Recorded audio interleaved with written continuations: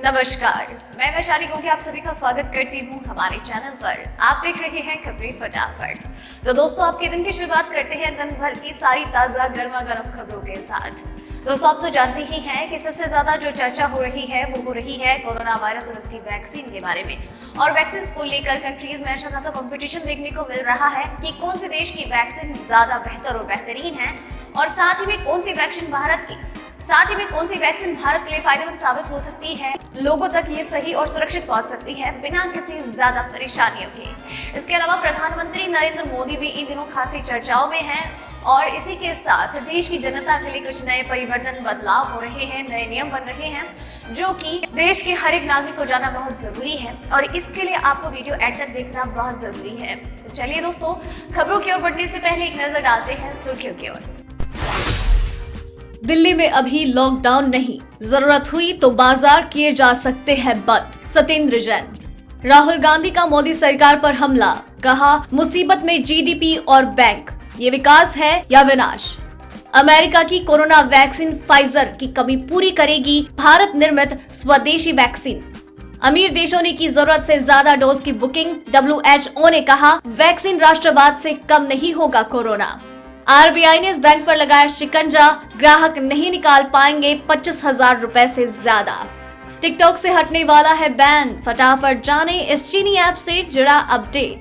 किसानों को अगले महीने मिलेगी 2,000 रुपए की किश्त, ऐसे चेक करें लिस्ट में अपना नाम।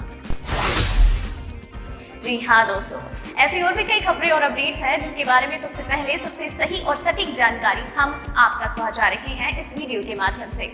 तो दोस्तों, वीडियो को एंड तक जरूर देखिएगा। इसी के साथ आपको एक छोटी सी बात ये भी कहनी है कि इस वीडियो को बनाने में मुझे बड़ी मेहनत लगती है और आप भी उस मेहनत की कदर करते हैं, इसलिए इसे प्यार से देखते हैं और एंड तक देखते हैं और आपका ये सपोर्ट हमें मोटिवेट करता है और बेहतरीन काम करने के लिए। और जब आप इस वीडियो को एंड तक देखने के बाद इसे लाइक करते हैं, शेयर करते हैं और अपने विचार हमसे साझा करते हैं, ये भी मोटिवेशन का एक माध्यम ही है। तो आप अपना ये मोटिवेशन हमारे साथ यूं ही बरकरार रखिए। तो चलिए दोस्तों, बातों का सिलसिला खत्म करते हैं और खबरों की ओर एक एक करके बढ़ते हैं। देश में पिछले 24 घंटे में कोरोना वायरस महामारी के 38,617 नए मामले सामने आए, वहीं 474 लोगों की मौत हुई। देश में अब तक कोरोना वायरस के 89,12,908 लोग दर्ज हो चुके हैं। स्वास्थ्य मंत्रालय के ताजा आंकड़ों के अनुसार देश में अब तक कोरोना वायरस से 1,30,993 लोगों की मौत हो चुकी है। अब देश में 4,46,805 लोगों का इलाज हो रहा है। वहीं अब तक 83,35,110 लोग इस महामारी से ठीक हो चुके हैं। चलिए बढ़ते हैं अब अगली खबर की ओर।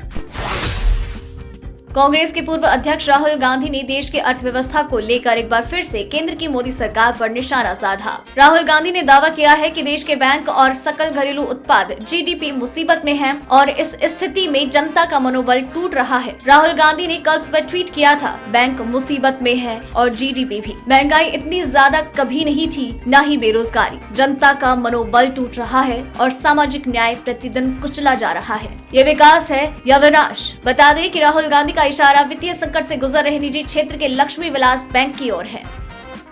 बढ़ते हैं अब अगली खबर की ओर।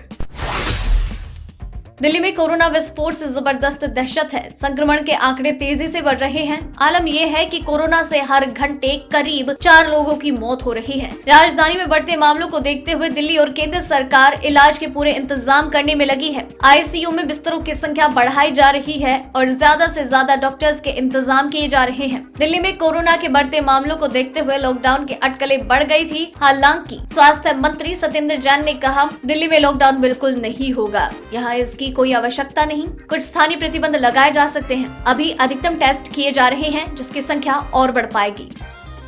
बढ़ते हैं अब अगली खबर की ओर।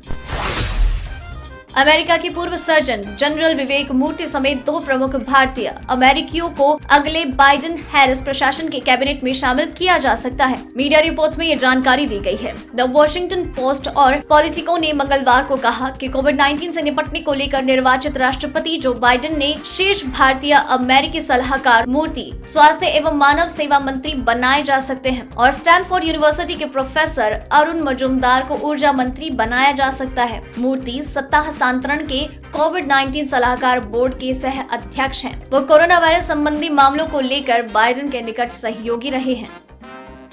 चलिए अब रुक करते हैं अगली खबर का।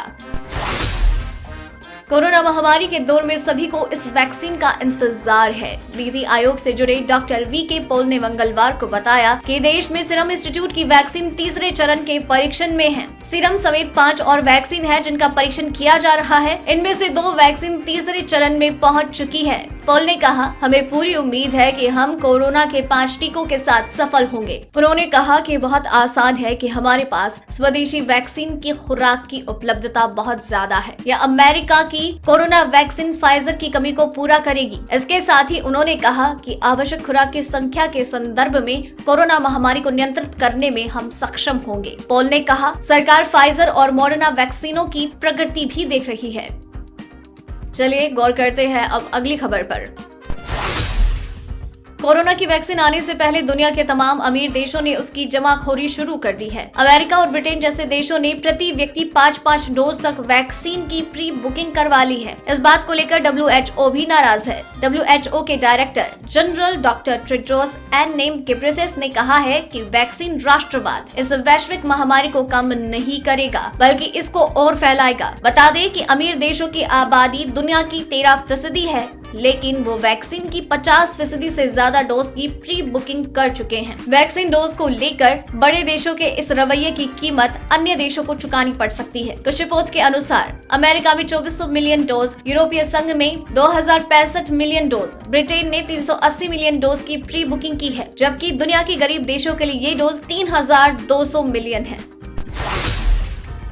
दोस्तों, खबरों का सिलसिला खत्म नहीं हुआ है। खबरें वीडियो में आगे और भी बाकी हैं, जो कि बहुत महत्वपूर्ण खबरें हैं और हम आपको आगे इन खबरों की ओर ले चलते हैं। लेकिन एक बात ये भी है कि अगर आप चाहते हैं कि खबरें आप तक लगातार पहुंचती रहे बिना किसी ब्रेक के और हर एक अपडेट से आप लगातार अपडेटेड रहें, तो अभी चैनल को सब्सक्राइब कीजिए, बेल आइकन को दबाइए। तो चलिए दोस्तों, अब गौर फरमाते हैं अगली खबर की ओर। त्योहारी सीजन और शादी ब्याह की शुरुआत के साथ ही सोने और चांदी की कीमतों में उतार चढ़ाव का दौर शुरू हो गया है। सोने की कीमत में कमी आई है, लेकिन फिर भी ये 51,000 बना हुआ है। वहीं चांदी की कीमत भी 64,000 से 63,000 प्रति किलोग्राम हो गई है। बीते कारोबारी सत्र यानी कि मंगलवार को शुरुआती सत्र में 24 कैरेट सोने के भाव 51,052 रुपए प्रति 10 ग्राम रहा। वहीं बाजार बंद होने के समय तक ये 51,054 रुपए प्रति 10 ग्राम हुआ। डोमेस्टिक मार्केट में पेट्रोल डीजल के दाम में कोई बदलाव नहीं हुआ। सरकारी तेल कंपनियों ने आज भी लगातार डीजल के दामों में कोई परिवर्तन नहीं किया है। दिल्ली में आज पेट्रोल 81.06 रुपए और डीजल 70.46, मुंबई में पेट्रोल 87.74 और डीजल 76.86 रुपए है। कोलकाता में पेट्रोल 82.59 और डीजल 73.99। तो इसी तरीके से पेट्रोल चेन्नई में 84.14 और डीजल 75.95 रुपए प्रति लीटर है। चलिए अब बढ़ते हैं अगली खबर की ओर। पीएम किसान सम्मान निधि योजना की 7वीं किश्त अगले महीने किसानों के बैंकों में ट्रांसफर की जा सकती है। पीएम मोदी की इस योजना से लाखों किसानों को फायदा पहुंचा है। अगर आप भी ये जानना चाहते हैं कि इस योजना की रकम आपके खाते में आएगी या नहीं, तो ये बेहद आसानी से आप कर सकते हैं। सबसे पहले पीएम किसान स्कीम की ऑफिशियल वेबसाइट पर जाएं। फार्मर्स कॉर्नर में बहुत सारे ऑप्शन होंगे। इनमें से एक ऑप्शन बेनिफिशियरी लिस्ट भी होगा। इसको क्लिक करें और उसके बाद सभी इंफॉर्मेशन को फॉलो करें। चलिए अब बढ़ते हैं अगली खबर की ओर। लक्ष्मी विलास बैंक की वित्तीय स्थिति बेहद खराब हो चुकी है। इस बीच केंद्र सरकार ने लक्ष्मी विलास बैंक पर 1 महीने के लिए मोरेटोरियम लगा दिया है। इसके बाद बैंक के खाता धारक 16 दिसंबर तक अपने खातों से 25,000 रुपए से ज्यादा की निकासी नहीं कर सकते। आरबीआई ने जानकारी देते हुए कहा कि मोरेटोरियम अवधि के दौरान आरबीआई से लिखित अनुमति के बगैर बैंक खाता धारक को 25,000 से ज्यादा रकम का भुगतान नहीं हो पाएगा। सरकार ने आरबीआई की सलाह पर यह कदम उठाया है। वित्त मंत्रालय की तरफ से जारी आदेश में कहा गया है कि लक्ष्मी विलास बैंक पर 1 महीने का मोरेटोरियम जारी रहेगा। चलिए अब बढ़ते हैं अगली खबर की ओर।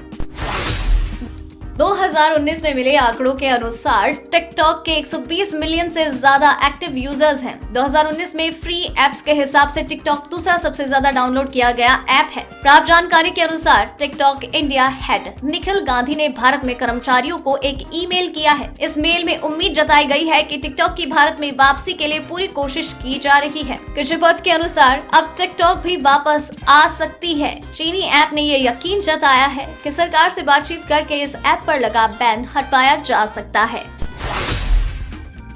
दोस्तों, आज की इस वीडियो में बस इतना ही। खबरों का ये सिलसिला आप तक यूं ही लगातार जारी रहेगा। आप उस चैनल के साथ बनी रहिए, चैनल को सब्सक्राइब कर लीजिए। वीडियो पसंद आया तो लाइक और शेयर करना मत भूलिएगा। और साथ ही में अगर वीडियो एंड तक देखा है देन मेक श्योर कि आप अपना नाम मेंशन करें और खबरों के बारे में अपने विचार हमसे साझा करना मत भूलिएगा। धन्यवाद।